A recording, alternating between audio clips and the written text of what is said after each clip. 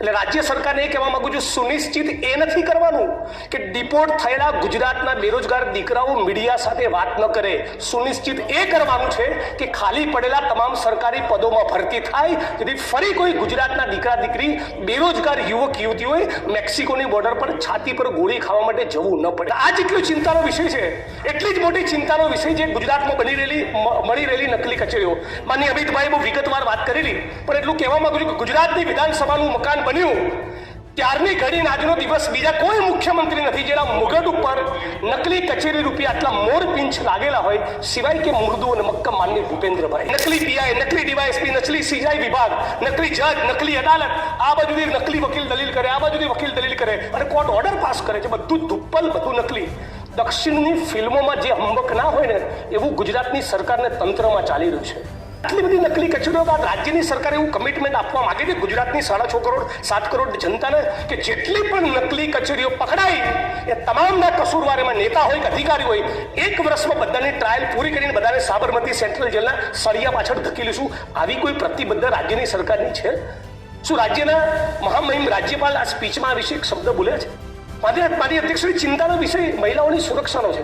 આપ કદાચ એક કિસ્સો જાણતા હશો. સંતરામપુરના બોયડિયા ગામની દલિત સમાજની એક દીકરી પર 10 દિવસ સુધી જુદા જુદા ફાર્મ હાઉસમાં રેપ થયો, ગેંગરેપ. અને દીકરી પોતાના લોહીથી ભીના કપડા સાથે સંતરામપુર પોલીસ સ્ટેશનમાં જાય છે, ગેંગરેપની એફઆઈઆર કરાવે છે. અને જ્યારે ખબર પડે છે કે એક રાજકીય પક્ષના 3 આગેવાનોના એ ફરિયાદમાં નામ છે અને એમના સુધી જ્યારે મેસેજ પહોંચી જાય છે ત્યારે શું બને છે? એ રાજકીય પક્ષના લોકો પોતાની મહિલા વિંગની બહેનોને સંતરામપુર પોલીસ સ્ટેશન મોકલી સંતરામપુર પોલીસ સ્ટેશનમાં ગેંગરેપની દાખલ થયેલી ફરિયાદ અને દીકરીના આ પ્રકરણ સબબ જે સ્ટેશન ડાયરીમાં નોંધ કરવામાં આવી એ એફઆઈઆરનું પાનું, સ્ટેશન ડાયરીનું પાનું ફાડી નાખે છે. હા, આપણા ગુજરાતની અંદર દલિત સમાજની ગેંગરેપની પીડિતાની ફરિયાદ પોલીસ સ્ટેશનમાં ફાડી નાખવામાં આવી અને રાજ્યની સરકારે આ મુદ્દે મૌન ધારણ કર્યું. શું કર્યું સરકારે?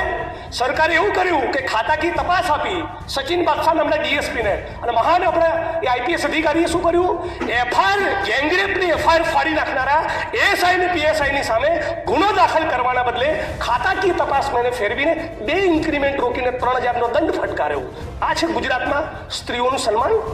અને એટલે રાજ્ય સરકારને કહેવા માંગુ છું, માનનીય અધ્યક્ષશ્રી, રાજ્ય સરકારને એટલું કહેવા માંગુ છું કે આ વિધાનસભા 27 માર્ચના દિવસે પતે અને એનો સૂર્યાસ્ત થાય ત્યાં સુધી ભાજપના નેતા જે બળાત્કારના આરોપી છે ગજેન્દ્રસિંહ પરમાર, એની ધરપકડ કરીને બતાવે.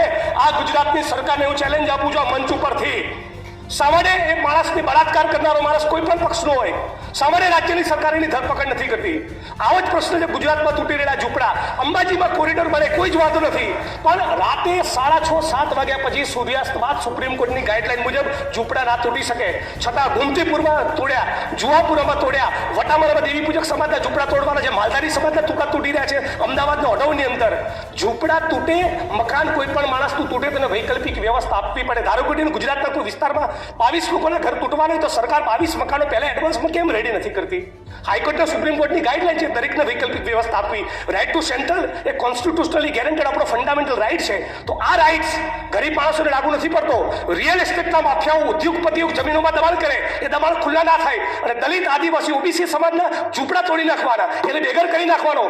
આ ગુજરાત વાઇબ્રન્ટ અને સ્વર્ણિમ ના હોઈ શકે.